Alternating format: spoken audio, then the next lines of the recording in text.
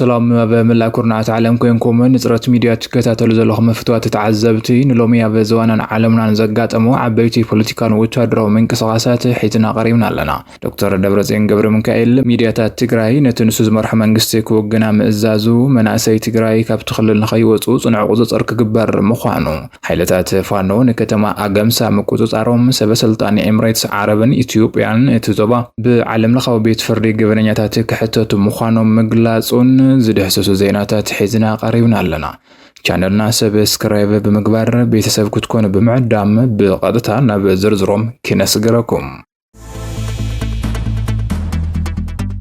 نجزياو ممحدار تግራይ بمفراس سلطان زتقوصاصر دكتور دبرزين قبر ميكائيل ميدياتات نتنسوز مرح منغستي كوغن عزيزو ميدياتات تግራይ مدناغر حبريتا تصاباتين مقلعن حقታት ወገን مقلحن زتوهابن حلفነት كعوتا يغبا يكبل بريزيدنت ገሊጽሎ نبعلو بريزيدنت መንግስት تግራይ ኮይን ዝሾሞ ዶክተር ደብረጽዮን ገብረ ሚካኤል ምስተና በጊዜ ጌታቸውን ጀነራል ታደሰ ወረደን ውድብ ጠሊመን ዝተባሃላ ሚዲያታት ትግራይ ዘቲሎ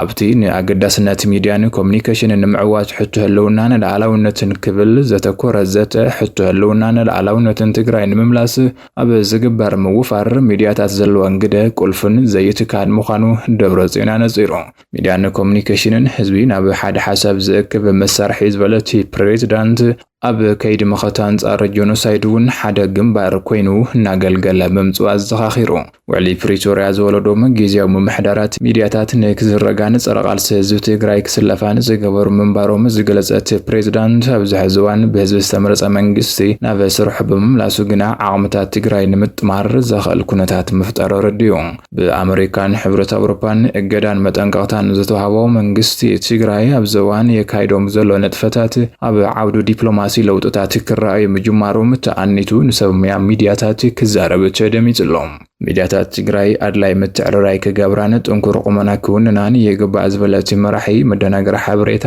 ተጻባቲን ምቅልዓን ሓቅታት ወገን ምቅልሓን ዝተዋብን ሓላፍነት ንክዓውታ መምርሒ ሂቡ እተን ሚድያታት ህልውናን ለዓላውነትን ትግራይ ንምሓሳብ ዝግበሩ መንቅስቓሳት ዘጋጥምዎን ሕጽረታትን ምቅላልን ምፍታሕን መንግስቲ ትግራይን ውድብ ህወሓትን ኣድላይ ድጋፍ ከም ዝገብሩውን ኣረጋጊጾም መሪሕነት ህወሓት ሚድያታት ትግራይ ከም ዝኸሓዳን ምስ ጸላኢ ከም ዝወገናን ኣብ ሕድሕድ አዳራሽ በመስባኽ ቸን ሚድያታት ካብ ህዝብ ክነጸላ ገይሩ በተወሰኸውን ዜሮ ቶለራንስ ዝብል መምርሒ በመውጻእ ጋዜጠኛታት ክሽቅረሩን ክእሰሩን ዳሬጎ መንባሩ ይዝከር مناسي تግራይ ካብቲ ክልል ንኸይወጹ ጽኑዕ ቁጽጽር ክግበር ምዃኑ ተገሊጹ ኮሚሽን ፖሊስ ትግራይ ነቲ ኣብ ትግራይ ዘሎ ግፋ ጸሊኡ ስደት ዝወጽእ ዘሎ ናይ ውሽጥን ወጻን ጸላት ውዲት ክብሎ ከሎ ማሕበረሰብ ዓለም ግን ምስቲ ዝካየድ ዘሎ ገዳድ ወታደራዊ ግፋ ከም ዝተኣሳሰር ይገልጹ مناسي ትግራይ ክልሎም ራሕሪሖም ንከይስደዱን ንከይምዛበሉን ጽኑዕ ቁጽጽር ምግባር ኣገዳሲ ብምዃኑ ኣብ ዝርኡ ሰፋሕቲ ስራሕቲ ይስራሕ ከም ዘሎ ኮሚሽን ፖሊስ ክልል ትግራይ ኣፍሊጡ ኣብ ቀረባዋን ከም ሓዱሽ ኣብ ዝተጣየሽን ናይ ሕጋውነትን ተቐባልነትን ሕቶታት ዝቐርቡሉ ዘሎ ካቢኔ ዶክተር ደብረጽዮን ውሽጢ ኮሚሽነር ጀነራል ፖሊስ እቲ ክልል ኮይኖም ዝተመደቡ ይሕደጎ ስዩም ሎሚ ኣብ መቐለ ዝተዳለወ መድረኽ ከም ዝገለጹ እቲ መንእሰይ ትውልዲ ክልሉ ራሕሪሑ ዝወጽእ ዘሎ ብባዕል ፈቓድ ዘይኮነስ ናይ ውሽጥን ናይ ወጻን ጸላእቲ ብዝብልዎ ኣካላት ዝተደገሰ ውዲት ክብሉ ገሊጾም ኣለዉ እቶም ጸላእቲ ንህዝቢ ትግራይ ንምርዓድ ብምሕሳብ ኩናት ክለዓል ዝብል ናይ ሓሶት ወረታት ብምንዛሕ እቲ መንእሰይ ካብ ሃገሩ ንኽወፅን ንዘይሕጋዊ ስደት ንኽቃልዕን ገይሮም ዋለው ኢሎም ነዚ ውዲት ዘይጽኑዕ ምክትታል ብምግባር ሙሉ ብምሉእ ንምቁጽጻር ምስ ካልኦት ዝምልከቶም መሻርክቲ ኣካላት ጸጥታ ብምውሃድ ብዝተቐናጀወ መልክዑ ስራሕቲ ይስራሕ ከም ዘሎ ኣረድዮም በቲ ሓደ ወገን ድማ መንግስቲ ኣሜሪካ ሕብረት ኣውሮፓ ማዕኸናት ዜናን ብርክት ዝበሉ ሃገራዊ ትካላት ሰብኣዊ መሰላትን ነቲ ንስደት መናእሰይ ምኽንያት ዝኸውን ዘሎ ኣገዳዲ ወታደራዊ ግፋ ብወግዒ ብምውጋዝ ጠጠው ንኸበልጽ ኣውዒት የቕርበለው ይኹን እምበር በቲ ብዶክተር ደብረጽዮን ዝምራሕን ርእሱ ክልላዊ መንግስቲ ኢሉ ዝጽውዕን ኣካል ዝፍጸም ዘሎ ኣገዳዲ ግፋ ብጭንብል ዝተሓገዘ ኮይኑ ብዝኸረረ መልክዑ ይቕጽል ከም ዘሎ ጸብጻባት የመልክቱ እቲ ናይ ግዳጅ ግፋ ገጾም ብጭንብል ዝሸፈኑ ኣካላት ጸጥታ ብምጥቃም ይካየድ ከም ዘሎን ኣብ ሆቴላት ቤተ ክርስቲያናት ኮነ ኣብ ዝተፈላለዩ ናይ መዘናግዒ ቦታታት እቲ ግፋ ተጠናኺሩ ይቕጽል ከም ዘሎ ይግለጽ እዚ ኩነታት እዚ መዓልታዊ ኣብ ማሕበራዊ መርበባትን ሚድያታትን ስሩዓት ማዕኸናት ዜናን ብስፍሓት ብዝትርጉሕ ዘለዎ ተንቀሳቐስቲ ምስልታት ዝረጋገጽ ዘሎ ሓቂ ምዃኑ እናተገለጸ ይርከብ።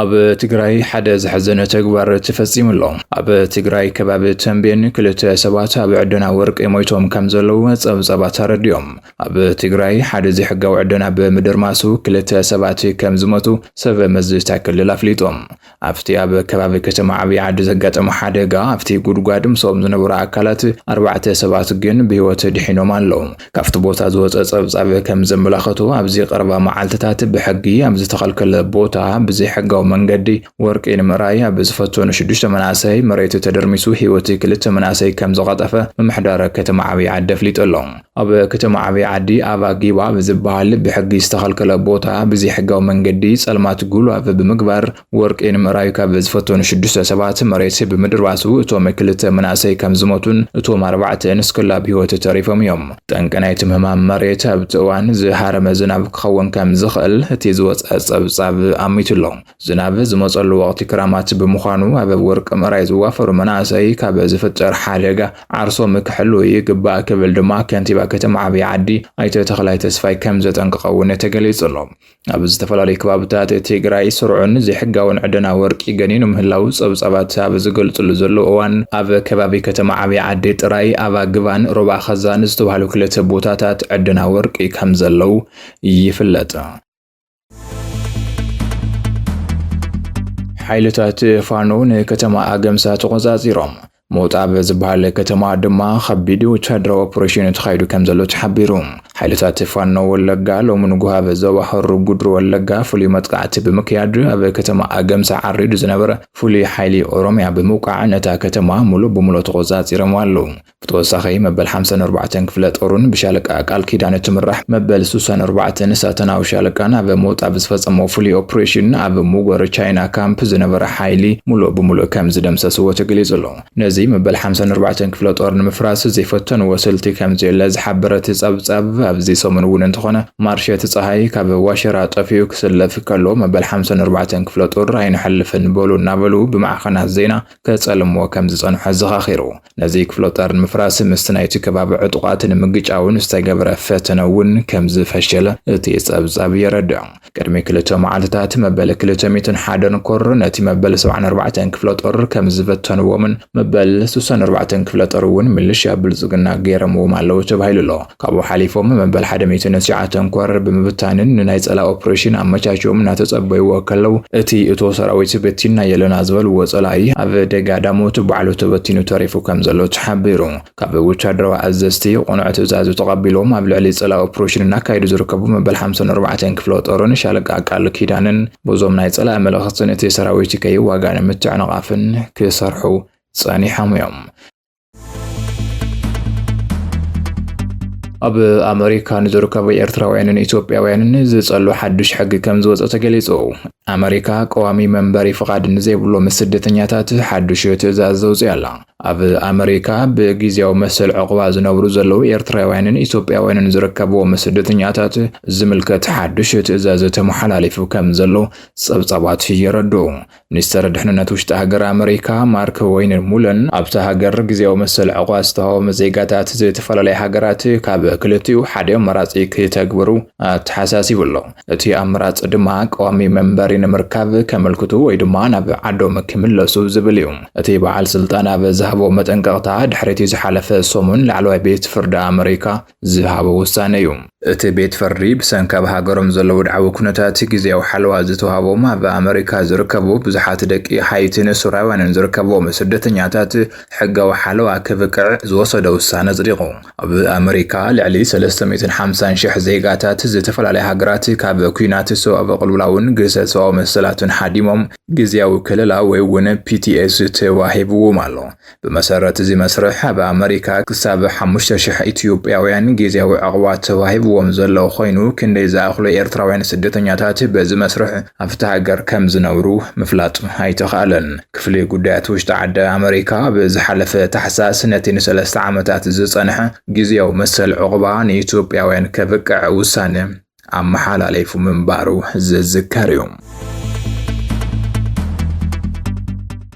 ኣብ ሱዳን ኣብ ዝተፈጸሙ ከበርቲ ገበናት ኢድ ኣለዎም ኣብ ዝተባሉ ላዕለዎት ሰበስልጣን ኤምሬትስ ኢትዮጵያን እቲ ዘባን ብዓለም ለኻዊ ቤት ፍርዲ ገበነኛታት ICC ምርመራ ክግበር ተሓቲቱ።